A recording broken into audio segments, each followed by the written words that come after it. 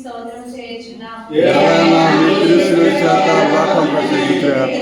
యేసు ప్రభువును శిలువ మీద పరుండబెట్టిన వెనుక తమ చేతులను చాచి మన రక్షణము కొరకు తమ నిత్యతకు తమ జీవమును బలిగా ఒప్పగించినారని ధ్యానించుదుముగాక. ఆ కిరాతకులు ఇనుప మొలల చేత వారిని సిలువకు అంటగొట్టి ఆ సిలువను నాటి అవమానం గల రాని మీద ఆయనను మహావేదనతో చావబెడుచుటకు ధ్యానించుదుముగాక.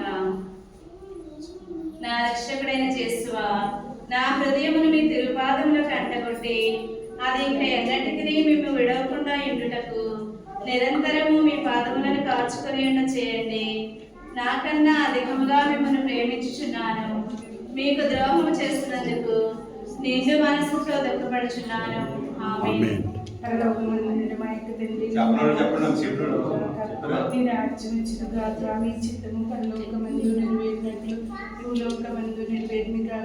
నాదికి కావలసిన మా అన్నము మా పిల్లలకి ఇవ్వండి.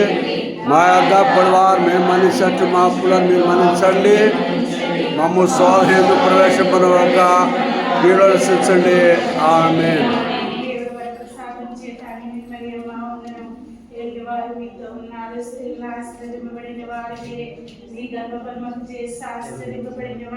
పరిశుద్ధ మరియమ్మ సర్వేశ్వరుని మాత, పాపాత్ములైనను మా కొరకు ఇప్పుడు మా మరణమందును ప్రార్థించండి. ఆమేన్. ఆదిలో కలిగినట్లు ఇప్పుడు సదాకాలం మీకు స్తోత్రము కలుగునుగాక. స్వామి